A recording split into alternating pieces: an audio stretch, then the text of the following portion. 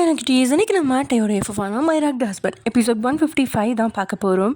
So it's must imagine your self. Okay வாங்க நம்ம வீடியோக்குள்ளே போகலாம். லாஸ்ட் அதில் முடிச்சிருந்தோம் அப்படின்னா ரெஸ்டாரண்ட்டில் உட்காந்துட்டு இருந்த மகேஸ்வரி மொபைலில், ஆமாம் தம்பி, நான் என் பையன்கிட்ட பேசினேன், டே ரொம்ப அழகாக இருக்கான், அவனை பக்கத்துலேருந்து பார்த்துட்டே இருக்கலாம் போல் இருந்துச்சு, டேயோட கண்ணு லைட் ப்ரௌன் கலரில் நம்ம அப்பாவை பார்த்த மாதிரியே இருந்துச்சு அப்படின்னு மகிழ்ச்சியாக பேசிகிட்டு இருந்த மகேஸ்வரியோட காதில் இருந்த மொபைலை யாரோ பிடுங்கி அந்த காலை கட் பண்ணிட்டாங்க. யார் தன்னோட மொபைலை பிடுங்கினது அப்படின்னு தலையை திருப்பி பார்த்த மகேஸ்வரியோட இதயம் பதறிடா அங்கே நின்றுட்டுருக்கான் சுனில்.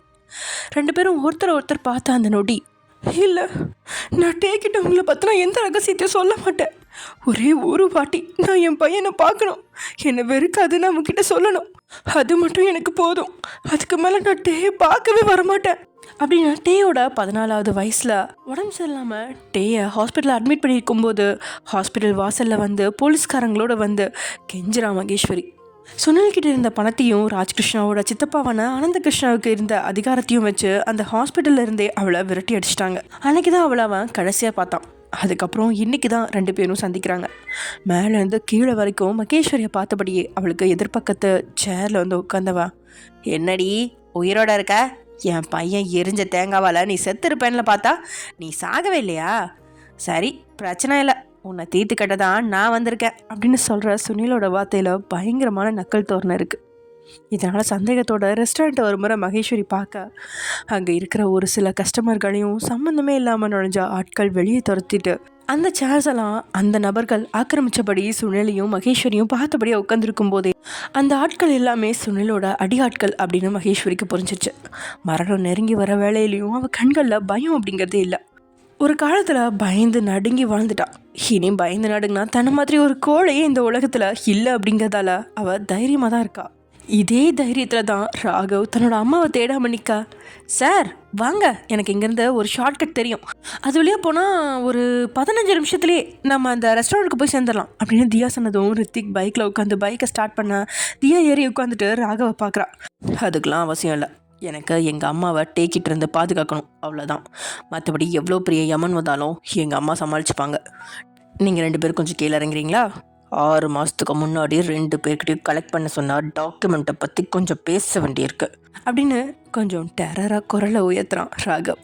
ஆத்தி, இவர் சைலண்ட் மோடில் போயிடுவார்னு பார்த்தா வைலண்ட் மோடில் போட்ட மொபைலை எகுறாரே, எல்லாம் உன்னால்தான்டா சனின்னு, அவர் தர்ற வேலையை ஒழுங்காக முடிக்காமல் நீ பெட்டிங்கில் போடுறதுனால தான் என்னாலையும் பர்ஃபெக்டாக முடிக்க முடியல, உன்னை அப்புறம் வச்சுக்கிறேன் அப்படின்னு ரித்திக்கோட காது கடிச்சிட்டு கீழே இறங்கிட்டா தியா.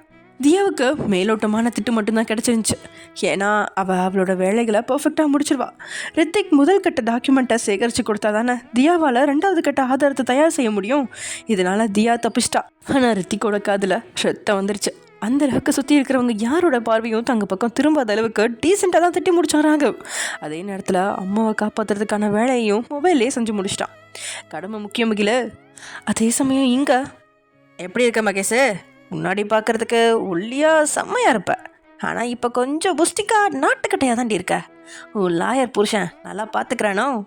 அவன் கண்டிப்பாக பார்த்துப்பான், நீ தான் இழிச்ச வாயினா பார்த்து தேடி பிடிச்சிருக்கியே, அப்புறம் எவ்வளோ பெத்த ஒருத்தனுக்கு அம்மாங்கிற ஸ்தானத்தை கொடுத்து வச்சிருக்கே, அந்த அனாதை நான் எங்கே அப்படின்னு சொல்லி கேட்க அவனோட வார்த்தையில் கோபம் எட்டி பார்க்குது அப்படிங்கிறத மகேஸ்வரியோட கண்களை சொல்லி கொடுக்குது.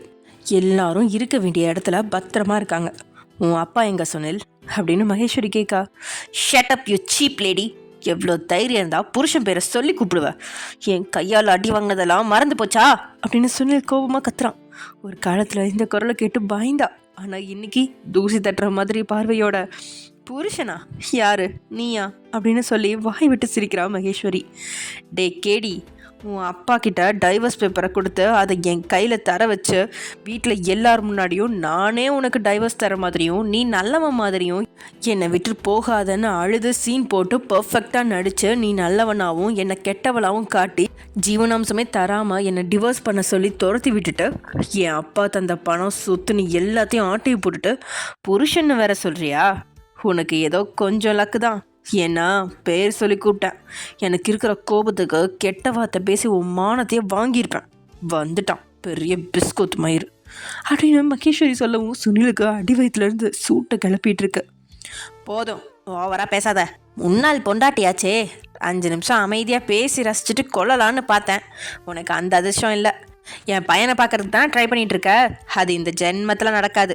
மற்ற வில்லனுங்க மாதிரி ரொம்ப நேரம் பஞ்ச் டைலாக் பேசிட்டு எதுவும் பண்ணாமல் மூடிட்டு போகிற ஃபெயிலியரான ஆளு நான் கிடையாது. நடக்க முடியாத நொண்டினி. அடம் பிடிக்காமல் இருந்தனா உன் அப்பனை எந்த இடத்துல அனுப்பி வச்சனோ அங்கே உன்னையும் பத்திரமா அனுப்பி வைப்பேன் அப்படின்னு சுனில் பேசிகிட்டு இருக்கும்போதே பின்னாடி இருந்த ஒருத்தன் நீளமான கயிறை எடுத்துக்கிட்டு அவள் கழுத்தை நெரிக்கிறதுக்கு நெருங்கி வரான்.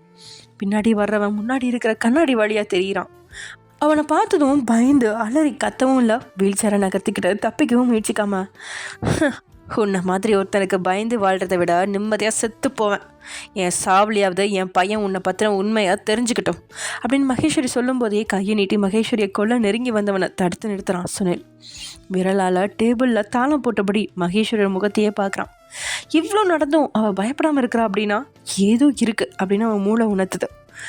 உன்னை மாதிரி ஒருத்தியை பார்க்கறதுக்கு என் பையன் விரும்ப மாட்டான். அப்படி இருக்கிறப்ப நீ செத்தா மட்டும் என் பையன் உன்னை வந்து பார்த்துருவானா அப்படின்னு சுனில் சொல்லி முடிக்கிறதுக்குள்ள இடுப்பில் இருந்த இன்னொரு மொபைல் எடுத்து சுனிலோட முன்னாடி போட்டவ, நான் இங்கே யாருக்காக காத்திருக்கேன்னு நினச்ச? என் ஃப்ரெண்டுக்காகவா? அதுக்கெல்லாம் வாய்ப்பே இல்லை. நான் இங்கே என்னோட பையன் டேக்காக காத்திருக்கேன். என்னை பார்க்கறதுக்கு அவன் அப்பாயின்மெண்ட் தந்துட்டான். அவன்கிட்ட என்ன சொல்கிறது, எப்படி உண்மையை புரிய வைக்கிறதுன்னு யோசிச்சுட்டு இருந்தேன். தொக்க நீயே வந்து மாட்டிக்கிட்ட. இதுக்கு மேலே நான் செத்த கூட எனக்கு பிரச்சனை இல்லை. என் பையன் வர்றப்ப நான் இங்கே இல்லைனாலும் அவன் நான் எங்கன்னு தேடி கண்டிப்பாக கண்டுபிடிப்பான். அந்த உண்மைக்கு பின்னாடி நீ இருக்கேன்னு தெரிகிறப்ப உன்னை கொன்று நரகத்துக்கு என் பையன் அனுப்பி வைப்பான் அப்படின்னு மகேஸ்வரி சொல்லும்போதே பயத்தோட மொபைலை பார்க்குறான் சுனில். டே அப்படின்னு ஷேர் பண்ணியிருந்த நம்பருக்கு, நான் உனக்காக ரொம்ப நேரமாக காத்திருக்கேன், சீக்கிரமாக ரெஸ்டாரண்ட்டுக்கு வா அப்படின்னு மகேஸ்வரி மெசேஜ் அனுப்பியிருக்கா. பதில் மெசேஜா, ஓகே ஆல்மோஸ்ட் பக்கத்தில் வந்துட்டேன், 10 மினிட்ஸில் வந்துடுவேன், வெயிட் ஃபார் மீ அப்படின்னு டே அனுப்பியிருக்கான். சுனிலுக்கு குப்புன்னு வியக்க உடனே எழுந்துவேன் குடுகுடுன்னு வெளியே போக பின்னாடியே வந்த அடியாட்கள், சார் என்னாச்சு, அந்த பொம்பளையை கொல்ல வேணாமா அப்படின்னு கேட்கவும், டேய் அந்த பொம்பளையை கொல்றது முக்கியம் இல்லை, என் பையன் கண்ணில் மாட்டினா எல்லாரும் குடும்பத்தோட கைமா தான், சீக்கிரமாக கிளம்புங்கடா அப்படின்னு கத்திக்கிட்ட ஓடினவன் ரெஸ்டாரண்ட்டுக்கு வெளியே நின்று அந்த காரில் ஏறி உட்கார கார் அங்கேருந்து கிளம்பிடுச்சு. பின்னாடியே அடியாட்களோட காரும் கிளம்பி இருக்கார். ரகுநாதனுக்கு ஃபோன் பண்ணவன், தம்பி டே கிளம்பி எவ்வளோ நேரம் ஆச்சு அப்படின்னு கேட்குறான். பஸ்ஸில் உட்காந்து ரகுநாதனும், என்னண்ணா விளையாடுறியா? டே பஸ்ஸில் அவன் பொண்டாட்டி பக்கத்தில் உட்காந்து கதை பேசிகிட்டு இருக்கான், உனக்கு என்ன ஆச்சு, எதுக்கு திடீர்னு பாதியிலே இறங்கி போயிட்ட அப்படின்னு ரகுநாதன் சொல்லும்போது தான் சந்தேகப்பட்டு மகேஸ்வரோட மொபைலில் இருந்த டே அப்படிங்கிற சேவ் பண்ணியிருந்த நம்பரை பார்த்தா அது டேயோட மொபைல் நம்பர் கிடையாது, வேறு யாருக்கோ அவள் மெசேஜ் அனுப்பி வச்சுட்டு டே அப்படின்னு தன்னை நல்லா ஏமாத்திருக்கா அப்படிங்கிறது புரியும் போது அவள் தன்னை கோமாலே நடத்தியிருக்கா அப்படின்னு கேவலப்பட்டு நிற்கிறான் சுனில். காரை நிறுத்து அப்படின்னு கத்தினபடியே கீழே இறங்கினவன் இடுப்பில் இருந்த கை துப்பாக்கியை தூக்கிக்கிட்டு ரெஸ்டாரண்ட்டுக்குள்ளே ஓடி வரான். இதுக்கு மேலே பேச வேணாம், அவளை கொண்டுட்டு தான் அடுத்த வேலை அப்படின்னு உள்ளே வந்து பார்த்தா வீல் சேரோட மகேஸ்வரியை காணலை. எப்பயோ அவள் எஸ்கேப் ஆயிருக்கா. கோபத்தில் அங்கே இருக்கிற டேபிளை மொத்தமாக தூக்கி கவிழ்த்து போடுறான் சுனில். சுனிலுக்கு பின்னாடியே அந்த அடியாட்களும் ரெஸ்டாரண்ட்டில் வந்து நிற்க, என்னடா பார்க்குறீங்க, ஒரு பொட்டச்சி எல்லாருக்கும் நாமமும் பட்டையும் போட்டுட்டு எஸ்கேப் ஆகிட்டான். உங்களுக்குலாம் இதுக்கு தான் தண்டத்துக்கு 50 லட்சம் ரூபாய் தந்தேனா? நான் தந்த பணத்தை ஒத்த பைசா எடுக்காமல் மொத்தத்தையும் திருப்பி வைக்கல, நாய்களா மொத்தமாக எல்லாரையும் கொன்றுவேன் அப்படின்னு தன்னை ஒரு கையாளாகதுவேன் அப்படிங்கிறத காட்டிக்காம அந்த பழைய அடியாட்கள் மேலே போட்டுட்டு கத்தி முடிச்சுட்டு ஏமாற்றுறதோட ரெஸ்டாரண்ட்டை விட்டு காரில் அந்த பார்க்கு கிளம்பிட்டான் சுனில். சில நிமிஷங்களில் அடியாட்களும் அங்கேருந்து கிளம்பியிருக்க பொறுமையாக வீல் சேரில் சமையலறையிலேருந்து வெளியே வர்றா மகேஸ்வரி. சுனிலுக்கு கொஞ்சம் மூளை இருந்திருந்தா மொத்த இடத்தையும் தேடி பார்த்துருப்பான். அவனுக்கு டென்ஷனில் மூளை வேலை செய்யலை போல. வீல் சேரில் இருக்கிறவரால் ரொம்ப தூரம் போக முடியாது. ராகவ் தான் அவளை இந்த இடத்துல ட்ராப் பண்ணிகிட்டே போயிருந்திருக்கான். அப்போ பிக்கப் பண்ண வேணும் அப்படின்னா அவன் தான் வரணும். இதெல்லாம் யோசிக்காமல் சுனில் கிளம்பிட்டான். சாமர்த்தியமாக தப்பிச்சு அதே ரெஸ்டாரண்ட்டில் உட்காந்து காஃபியை டேஸ்ட் பண்ணிகிட்ருக்கா மகேஸ்வரி. அதே சமயம் இங்கே, சரிம்மா டேக் கேர், உங்கள் ஃப்ரெண்டு வீட்டில் பத்திரமா இருங்க, நான் வந்து உங்களை பிக்கப் பண்ணிக்கிறேன், லவ் யூமா அப்படின்னு சொல்லிட்டு ராகவ் கால் கட் பண்ணிட்டான். அவன் பேசுனது கேட்ட வரைக்கும் ஓரளவுக்கு மகேஸ்வரி தப்பிச்சிட்டா அப்படின்னு சந்தோஷமாக இருந்தாலும் அடுத்த ரவுண்டு தொடங்கிடுவானோ அப்படின்னு தியாவும் ரித்திக்கும் கண்ணை உருட்டிக்கிட்டு பார்த்துட்ருக்காங்க. வெளியே யாருக்கும் தெரியாது. அவன் பயங்கரமான கோவக்காரன். கோபம் வந்தால் அது புயலாக வீசி போகும், ஆனால் ரொம்ப நேரம் இருக்காது. 2 பேர்த்தையும் பார்த்து 2 வினாடி பல்ல அரைச்சிட்டு, ரொம்ப ஊர் சுத்தாமல் சென்னைக்கு வந்து சேருங்க, அதுக்கப்புறம் இருக்குது அப்படின்னு அவன் போகும்போது தான் இதுக்கு மேலே அவன் சண்டையை தொடர போகிறதில்ல அப்படின்னு 2 பேர்த்துக்கும் நிம்மதி வந்திருக்க. திட்டி முடிச்சுட்டு ஆறுதல் படுத்த 2 பேர் கையிலையும் 500 ரூபாய் நோட்டை கொடுத்துட்டு தன்னுடைய ஜாகுவார் காரில் கிளம்புறதுக்காக ராகவ் நிற்கும்போது அங்கே வந்து நிற்கிது வாடகை கார் ஒன்று. அதுலேருந்து மயூரி தன்னோட குடும்பத்தோடு இறங்கி வர்றான். ஆரம்பத்தில் அவள் ராகவை கவனிச்சிருக்கல, ஆனால் தன்னோட பெற்றோரோட முகத்தில் இருக்கிற அதிர்ச்சியை பார்த்து அவளை கவனிக்கிறான். இவன் எப்போ ஊட்டிக்கு வந்தான் அப்படின்னு அவன் மொத்தமாக மிரண்டு போய் பார்க்குறா. எதுக்குடி இவன் இங்கே வந்தான்? நீ எதுக்கு எங்களை இங்கே அழைச்சிட்டு வந்த? இவனை உனக்கு கட்டி வைங்கன்னு கேட்கறதுக்கு தான் இங்கே அழைச்சிட்டு வந்தியா? இவன் கூட உன் கல்யாணம் நடந்தா எங்கள் பொண்ணம் தான் உனக்கு கிடைக்கும் அப்படின்னு பல வருஷமாக சென்டிமெண்ட் டைலாக வச்சு பிள்ளைகளை வசியம் செய்வாங்களே பெற்றவங்க, அது மாதிரி தான் இங்கே மயூரியோட அம்மாவும் அப்பாவும் உருட்டுன்னு உருட்டிகிட்டு இருக்காங்க. மயூரிக்கு தலைக்கு மேலே கொழுந்து விட்டு எரியுது. அம்மா அப்பாவோட செயலை பார்க்க அவன் நம்ஜுன் கூட நல்ல ஒரு ஃப்ரெண்டாக தான் பழகிறா அப்படின்னு தெரிஞ்சும் நேற்றுக்கு பாட்டிக்கு வந்த நம்ஜுன் கிட்ட போய் மயூரியை கல்யாணம் பண்ணு அப்படின்னு கேட்டால் கூட பரவாயில்ல, அவனை வற்புறுத்தி டென்ஷன் ஆக்கிட்டாங்க 2 பேரும். அவன் யார்கிட்டையும் அவ்வளோவா கோவப்பட மாட்டான். நேற்றுக்கு தான் முதலாக மயூரியோட அம்மா அப்பா கிட்ட அவ்வளோ கத்துறான். அதுலையாவது திருந்துவாங்க அப்படின்னு பார்த்தா மறுபடியும் 2 பேரும் புழம்பி தள்ளுறதை கேட்கும்போது மயூருக்கு டென்ஷன் ஆயிடுச்சு. 2 பேரோட பேச்சையும் கண்டுக்காம பக்கத்தில் நிற்கிற ராகவ் தியா அப்படின்னு யாரையும் கண்டுக்காம பார்க்குள்ள நுழைஞ்சு டே கொடுத்த வேலைகளெல்லாம் செய்யறதுக்கு கிளம்பிட்டா மயூரி. ராகவும் அமைதியாக கிளம்பலாம் அப்படின்னு பார்த்தா உன் ஆசை நடக்காது. எங்கள் பொண்ணை உன் வலையில் திரும்பவும் விழ வைக்கலான்னு பார்க்காத ராகவ். எங்கள் பொண்ணுக்கு நம்ஜுன்னு பெரிய பணக்காரன் கூட இன்னும் கொஞ்ச நாளில் கல்யாணம் நடக்க போகுது. பத்திரிக்கை வைக்கிறோம், அந்த பக்கம் கூட தலை வச்சு படுக்காத அப்படின்னு சீன்றா மயூரியோட அம்மா. அதை கேட்டதும் தியா கையை முறுக்கிக்கிட்டு ஏதோ சொல்கிறதுக்கு வரும்போது தியாவோட கையை பிடிச்ச ராகவ், ஆண்டி எதுக்கு கல்யாணம்னு சொல்கிறீங்க? உங்கள் பொண்ணை விற்க போகிறோன்னு சொல்லுங்கள். நம்ஜுன்ற பெரிய பணக்காரன் இருக்கான், அவன்கிட்ட பணம் இருக்குது, அவன் பணத்தை வச்சு உங்கள் பொண்ணை விலைக்கு வாங்க போகிறோன்னு தெளிவாக சொல்லுங்கள். இவ்வளோ கேவலமான கல்யாணத்துக்கு நீங்கள் பத்திரிக்கை வச்சாலும் நான் வரமாட்டேன். அடுத்த மாதம் 1ஆம் தேதி ஏன் கல்யாணம், முடிஞ்சால் குடும்பத்தோட வாங்க அப்படின்றான் ராகவ் அமைதியா. அவனோட அந்த வார்த்தைக்கு கையில் இரும்பு கம்பியை பழுக்க வச்சு சூடு போட்ட மாதிரி குற்ற உணர்ச்சி தோணினாலும் வயசில் சின்னவன் தங்களை கேவலப்படுத்திட்டான் அப்படின்னு பார்த்த மயூரியோட அம்மா, என்ன சொன்ன? நாங்கள் எங்கள் பொண்ணை விற்கிறோமா? நீ தாண்டா என் பொண்ணுக்கிட்ட நிறைய பணம் வசதி இருக்குன்னு தெரிஞ்சு அவளை ஆட்டை போட பார்க்குற.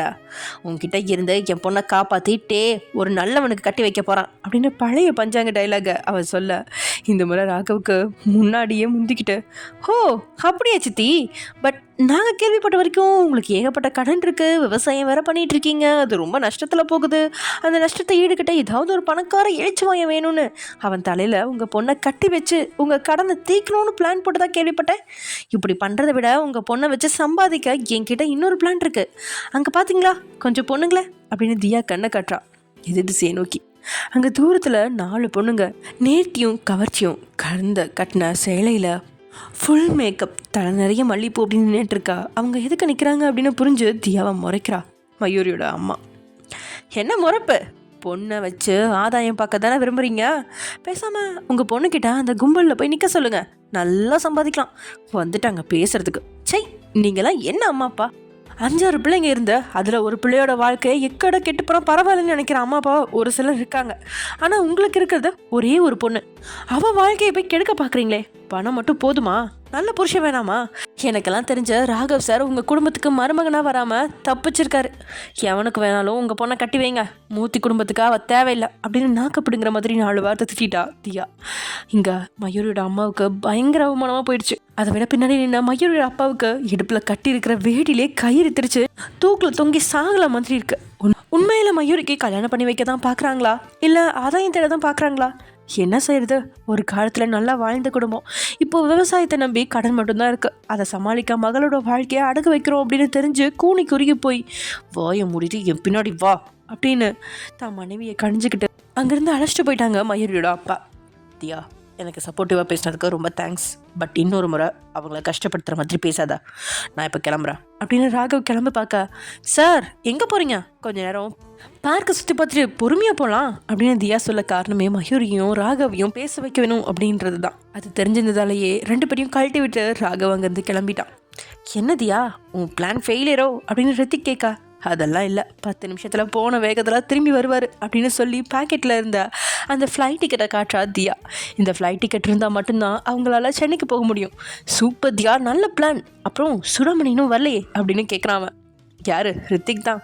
அட நாசமாக போனவனே, இப்போ தானடா 1/2 மணி நேரமும் மண்டைக்குள்ளே சூடாமணிங்கிற பேர் ஓடாமல் இருந்துச்சு, திரும்பவும் தொடங்கிட்டான் அப்படின்னு தியா வாய் விட்டு புலம்பிட்டு இருக்கும்போது வந்து சேருது ஒரு டூரிஸ்ட் வண்டி. அந்த பெரிய வண்டியிலேருந்து ஏகப்பட்ட ஆண்கள் இறங்க கை கோத்து மும்மூர்த்திகளாக கீழே இறங்குறாங்க 3 பெண்களும். அவங்கள பார்த்து தியா சிரித்து முடிக்கிறதுக்குள்ள ஓடி வந்து தியாவை கட்டிப்பிடிச்சு ஆகாயத்தில் தூக்குறான் ஜிமின். டார்லிங், என்னை பார்க்காம உன்னால் இருக்க முடியலையா? அதான் என்னை தேடி வந்துட்டியா அப்படின்னு அவளை அந்த இடத்துல தூக்கி அவன் சொல்லட்ட அங்கே இருக்கிற ஆண்கள் எல்லாம் அந்த காட்சியை பார்த்து முறைச்சபடி போக, ஐயோ கீழே இறக்கி விடு, வாந்தி வருதுடா அப்படின்னு அழறா தியா. உடனே அவளை கீழே இறக்கி விட்டவன், வாட், வாந்தி வருதா? நேற்று தான் நம்ம ஃபர்ஸ்ட் நைட்டே முடிஞ்சுது, இன்னைக்கு வாந்தியா? நாளைக்கு குழந்தையா? வாவ், என்ன வீக் பாடின்னு சொன்னியே, பாத்தியா நான் எவ்வளோ ஸ்ட்ராங்னு தெரியுதா? உன்னை ஒரே நாளில் வாந்தி எடுக்க வச்சிட்டேன் அப்படின்னு கத்தியே இவங்களுக்குள்ள ஃபர்ஸ்ட் நைட் முடிஞ்சிருச்சு அப்படிங்கிறத எல்லாருக்கும் அதுலேயும் போட்டு கொடுத்துட்டான் ஜிமின். லக்ஷ்மியும் நீங்களும் அதிலிருந்து வாயை பழக்க, நான் அப்போவே நினச்சேன் இந்த வயன் தம்பி கூட சேர்றதுக்கு முன்னாடி தியாவும் ஜிமினும் ஒன்று சேர்ந்துருவாங்கன்னு. எனக்கு தெரிஞ்சு இவங்க தான் முதல் குழந்தையும் ரிலீஸ் பண்ணுவாங்க. நீ சரியான டியூப்லைட்டு, லேட் பிக்கப் பையன் அப்படின்னு நேரம் பார்த்து கலாய்க்கிறா கண்ணம்மா. என்னதான் அவள் சொன்னாலும் உங்களுக்கு பயங்கர சந்தோஷமாக தான் இருந்துச்சு, தவிர்த்து பொறாமையாலாம் இல்லை. ஏன்னா உங்களுக்குள்ளேயும் ஆல்ரெடி எல்லாம் முடிஞ்சிருச்சு இல்லையா? ஸோ அதுக்குள்ளே தான் ஃப்ரெண்ட்ஸ் பக்கத்தில் ஓடின ஜிமின், மச்சான் நான் அப்பாவை போகிறேன்டா அப்படின்னு கற்றுக்கிட்டே தூரமாக மயூர் நிற்கிறத கவனிச்சதும் பொண்டாட்டி அப்படின்னு கற்றுக்கிட்டு அவளை நோக்கி ஓடுறான் ஜிமின். அவனுக்கு பின்னாடி வானரன் கூட்டம் மாதிரி ஓடுறாங்க அவனோட ஃப்ரெண்ட்ஸு. 3 பொண்ணுங்களும் தியா கிட்ட நேற்று நடந்ததை பற்றி விசாரிக்கலாம் அப்படின்னு வந்தா, அங்கே எங்கே போகிறீங்க, உள்ளே வாங்க, தியா ரித்திக் நீங்களும் வாங்க அப்படின்னு சொல்லி உங்களோடையும் லக்ஷ்மியோட கையும் பிடிக்கிறான் டே. வேறு வழி இல்லாமல் 3 பொண்ணுங்களும் டே கூட போயிட்டாங்க. தியா உண்மையாகவே ஃபஸ்ட் நைட் முடிஞ்சிடுச்சா? அவனை ஏற்றுக்க மாட்டேன், 1 வருஷம் சுத்தல விடுவேன்னு சொன்னியே அப்படின்னு ரித்திக் கலாய்க்கிற மாதிரி கேட்கும்போதே காத்தே கிழிச்சபடி வந்து நிற்கிது ஒரு ஃபேரி கார். போடா போய் முதல்ல உன் ஆள் அழைச்சிட்டு வா அப்படின்னு தியா சொன்னதும் ரித்திக் வந்து கதவை திறந்து பார்த்தா ஆரியை தவிர்த்து யாருமே இல்லை. ஆரி கீழே இறங்கவும், அவங்க 2 பேரும் எங்க அப்படின்னு தியா கேட்கா. அவங்க நீ சொன்ன மாதிரி என் கூட பழகலை, 2 பேரும் வியர்டாக பிஹேவ் பண்ணுறாங்க, I don't like it, so கழட்டி விட்டேன் அப்படின்றான் ஆரி. என்ன சொல்கிறான் அப்படின்னு புரியாமல் ரித்திக்கோட முகத்தையும் ஒரு முறை பார்த்துட்டு, புரியல என்ன சொல்ல வர, நான் சொன்ன மாதிரி ரொமான்டிக்காக நீ ட்ரை பண்ணலையா அப்படின்னு தியா கேட்கா. நீ சொன்ன மாதிரி தான் ட்ரை பண்ணேன், மல்லிப்பூ வாங்க சொன்னியே அதே மாதிரி மல்லி 2 கூட வாங்கி கார் டிக்கியில் வச்சுருக்கேன். சாப்பிட ஆப்பிள் மேங்கோ எல்லாம் வாங்க சொன்னியே எல்லாமே வாங்கி டிக்கியில் வச்சுருக்கேன். அப்புறம் காரில் மெலடி சாங் போட்டு வைப் பண்ண சொன்னீல, அது மாதிரி மெலடி சாங் போட்டேன். பட் அவங்க 2 பேரும் அந்த பாட்டை மாற்றிட்டு வேறு பாட்டு போட்டு தனியாக ஆட்டம் போட்டாங்க. நீ சொன்னதுனால தான் மெலடி சாங் போட ட்ரை பண்ணேன், அவங்க ஒத்துக்கலை. ஸோ எஃப்எம் ரேடியோவை பிடுங்கி வெளியே தூக்கி வீசிட்டு அவங்க 2 பேரையும் பஸ்ஸில் ஏற்றி விட்டுட்டேன். என் மேலே தப்பு இல்லை, அவங்க மேலே தான் தப்பு அப்படின்னு மனசில் தோணதை வெளிப்படையாக சொல்கிறான் ஹரி. தலையில் கையை வச்சுக்கிட்டு தரையில் உட்கார்றா தியா. இறைவா, மல்லிப்பூ மாங்காய் தேங்காய்னு வாங்கி வினிஷாவுக்கு கொடுக்க சொன்னால் கார் டிக்கியில் வச்சுருக்கேன்னு சொல்கிறான். அவளுக்கு பிடிச்ச மெலடி பாட்டு போட்டு வைப் பண்ணணுன்னு சொன்னால் அவள் குத்து பாட்டு போட்டான்னு எஃப்எம் பிடிங்கி எரிஞ்சிட்டேன்னு சொல்கிறான். இதில் 2ஐயும் துரத்தி விட்டதை வேற சொல்கிறான். இவனை என்னைக்கு ரொமான்டிக் பர்சனாக மாற்ற போகிறேன்னே தெரியலையே. இவனுக்கு பிளான் போட்டு கொடுக்கறதுக்கு நாளை எரும மாட்டம் வாங்கிக்கலாம் போல இருக்கு அப்படின்னு தியா ஆதங்கமாக கத்திட்டு இருக்கும்போது தான் தூரத்துலேருந்து மூச்சரிக்கா வினிஷாவும் சூடாமணியும் நடந்து வந்துட்டு இருக்காங்க. அட பாவி, என்னடா பண்ணி வச்ச அந்த பிள்ளைகளை. வினிஷா ஆல்ரெடி முறுக்கிக்கிட்டு தெரியவா, இதில் நீ வேற சொல்லவா வேணும். ஓகே, நம்ம நெக்ஸ்ட் வீடியோவில் பார்க்கலாம். ஏன் வியூ டியூரேஷன் கம்மியாக இருக்குன்னு கேட்காதீங்க, ஏன்னா கொஞ்சம் ஒர்க்ஸ் அதிகமாக இருக்குடா, அண்ட் ஆல்சோ ஃபங்க்ஷன்ஸு அது இதுன்னு சொல்லிட்டு ரொம்ப இதாகவே இருக்கா. மொத்தத்தில் இந்த ஜூன் வந்தால் தான், ஜூனுக்கு மேலே தான் கொஞ்சம் ஃப்ரீயாவேன் நான். அது வரைக்கும் இப்படி தான் இருக்கும். ஸோ கோச்சிக்காதீங்க, கோவப்படாதீங்க, வேறு வழி இல்லை. கோவப்பட்டாலும் ஒன்று வேறு வழி இல்லை. I am so sorry. Okay friends, நம்ம நெக்ஸ்ட் வீடியோவில் பார்க்கலாம். பாய்.